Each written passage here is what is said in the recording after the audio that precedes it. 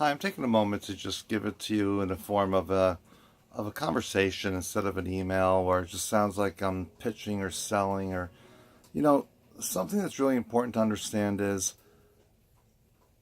I, like you, love the industry. Came into the industry with just my mom and my dad and worked it, grew my company, hired employees, put my son through college. When he didn't want to take the business and my stepdaughter didn't want the business, it was time to move on. I had it for sale for 4 years, and I learned so much more selling the business than I did running it, because I realized when I was running it, I was just running it to make payroll every week, chasing my tail constantly.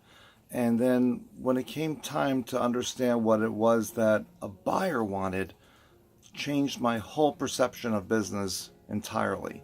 And I realized I need to now start running my shop as a business. And what's most important is understanding what the buyer wants, because at the end of the day, they're not just coming out of the woodwork wanting to stroke you a check and say, how much can I give you? Ask yourself, if you're buying a business, what are you buying? Are you buying a business that's thriving, that's got potential? Or do you really want to buy a hole in the ground and start just throwing money into it? That's called a boat. I don't mean to brag when I do these videos, because obviously I'm sitting on my boat right now. I use it for inspiration. It's stuff that I've achieved and was able to acquire on my own. And not that you can't have it either. It's just a matter of where do you want to spend your money. Some people like boating, some people like skiing, some people prefer to golf. And this is where I break away from everything and I really focus, and I can feel much more at ease and relaxed. And much of my work is done out on the water.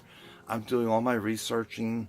I've got my laptop here, and I've got another computer down in the other room there, and I'm constantly researching and working while I'm out. I believe in having an environment that feeds to your creativity and allows you to inspire and produce. So that's what I want to give you. I want to be your partner for a year, and we're going to run your business as if you were going to sell it, because that's when it will do its best. And most important is, you don't want your employees to know your business is for sale.